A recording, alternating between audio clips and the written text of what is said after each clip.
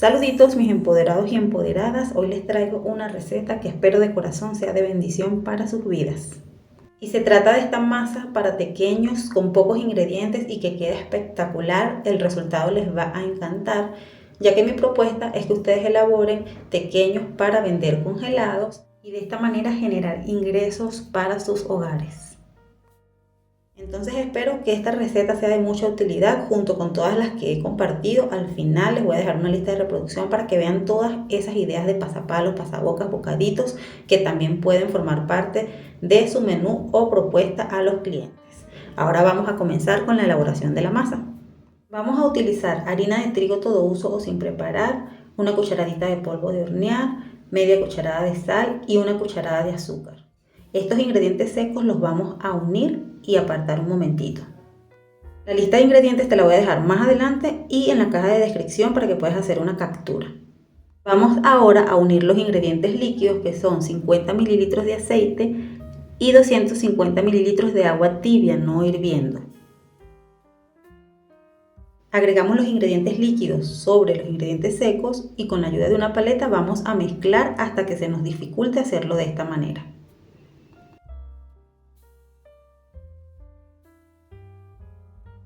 Y entonces comenzaremos a amasar con nuestras manos, que deben estar bien limpias, bien higiénicas, al igual que la superficie donde vamos a trabajar. Tienes que saber que hay harinas que requieren de pronto un poco más de agua, pero la primera vez que tú hagas la receta, hazla tal cual yo te lo estoy indicando, porque yo no tuve que agregar ni agua ni aceite adicional, ya que en un principio ya parece muy seca, pero a medida que vamos amasando vas a ver la textura con la que termina.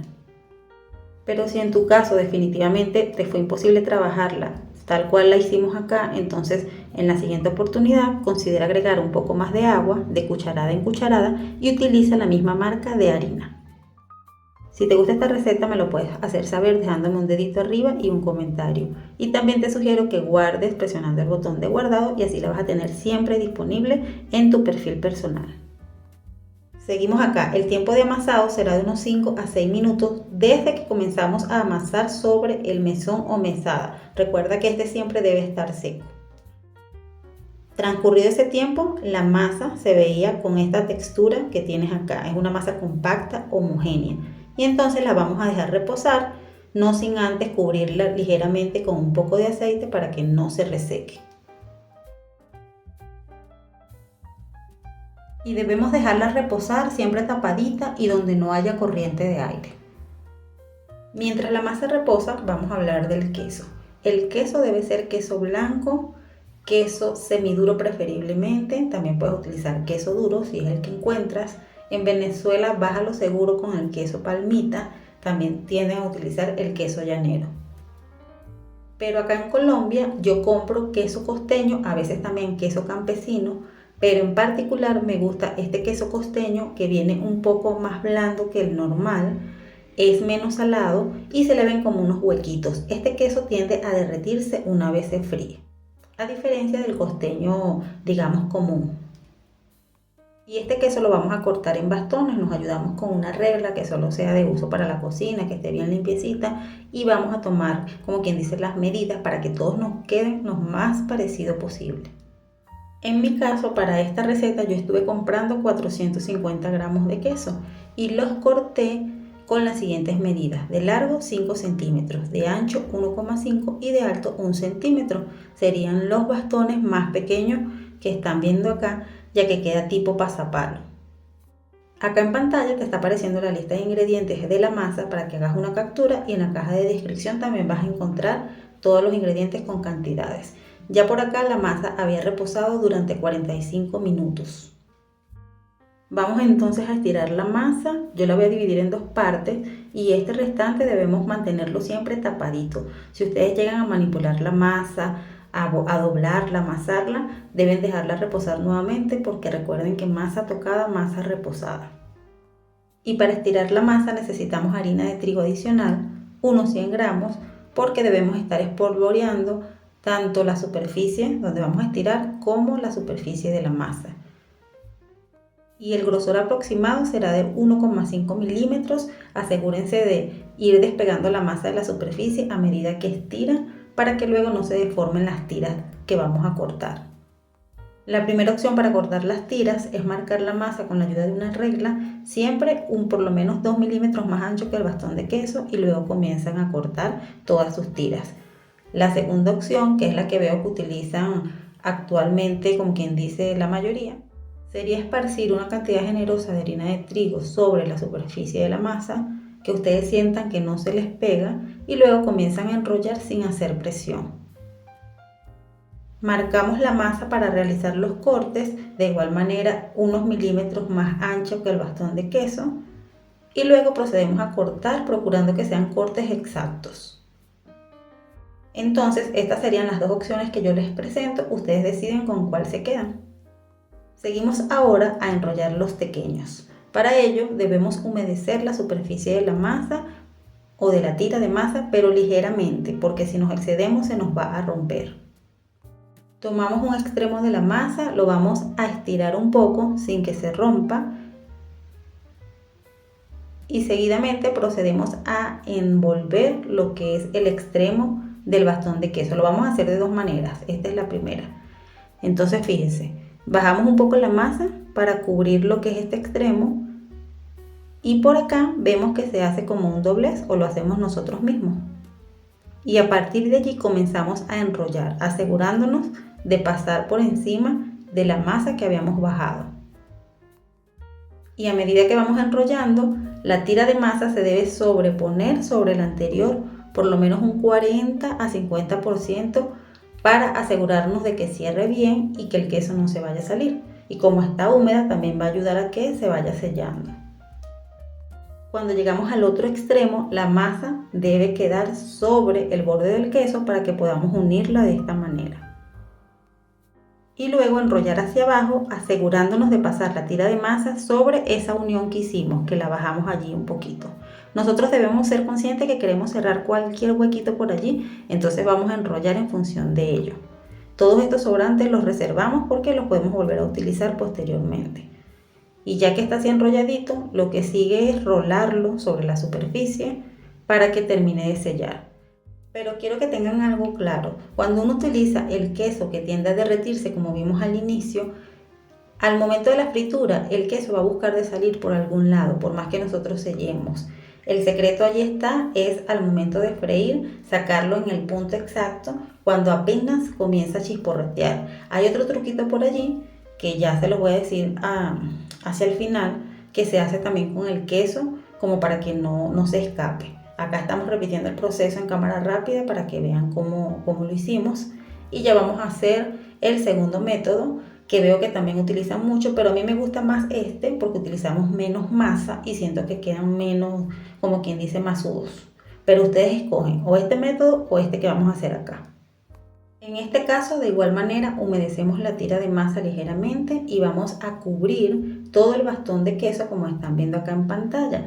Aquí yo debí bajar la masa un poco más en este extremo, como lo hicimos con el método anterior.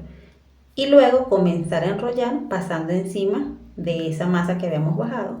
Y vamos a ir enrollando de igual manera, sobreponiendo la masa sobre la anterior por lo menos un 40 o 50%.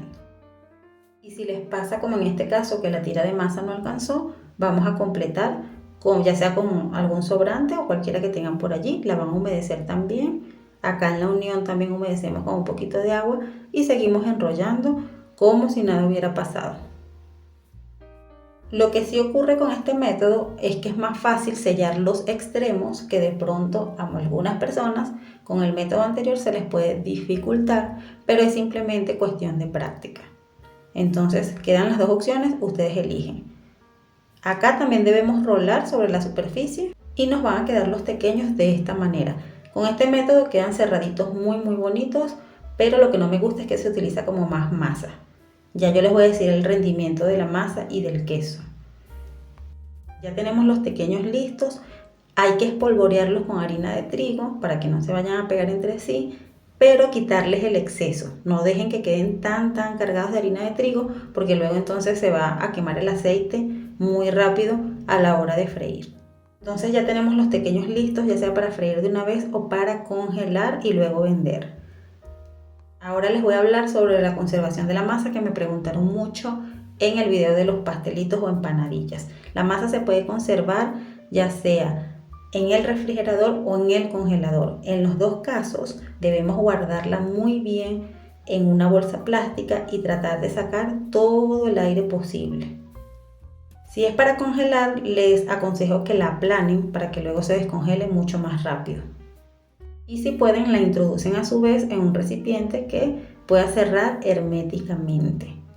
Ahora bien, si la conservan en el refrigerador, yo les diría que máximo unas 48 horas, porque ustedes saben que la masa se oscurece, le salen unos puntitos negros que nada tiene que ver con aparición de moho.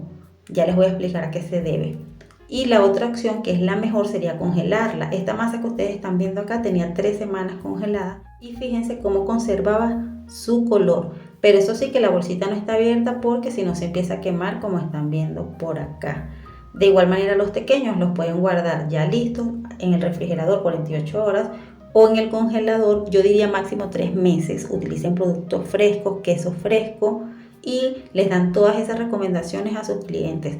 El producto debe mantenerse congelado hasta el momento de freír. Se sacan unos 10 minutos antes e incluso se pueden freír así congelados, pero ahí hay que controlar la temperatura del aceite. Y de esta manera ya estaríamos listos para hacer nuestros pequeños, armar nuestras bandejitas y ponerlos a la venta. Acá están las medidas aproximadas de lo que es la bandeja. Las envuelven con papel vinipel, papel film. Háganle captura a esta información que les estoy dando acá, es una recomendación que les hago. Y bueno, ya les voy a hablar sobre la fritura y lo de los puntitos negros que no les he dicho. Lo ideal es freír los pequeños en abundante aceite, que esté a temperatura media, no sobrecargar, como quien dice, el sartén para que la temperatura no baje bruscamente, e ir moviéndolos al momento de que se están friendo para que la fritura sea pareja. Cuando escuchan que empieza a chisporretear, ya deberían estar dorados y sacarlos.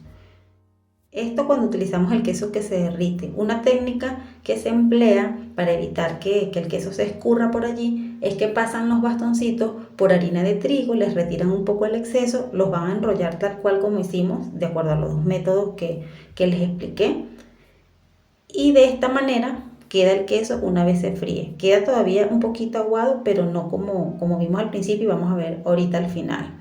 Ya por aquí habían comenzado a chisporretear un poquitito, allí se ve.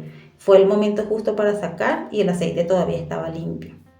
Acá en pantalla te está apareciendo cuánto gasté yo acá en Colombia haciendo estos pequeños. Obtuve 40 unidades aproximadamente de 5 centímetros. El costo fue de aproximadamente $1,5 cada bandeja. Claro, tú esto lo tienes que ajustar al país donde te encuentras. Esto es como quien dice una orientación, ver a qué precio lo puedes vender de acuerdo a la competencia y todo lo demás.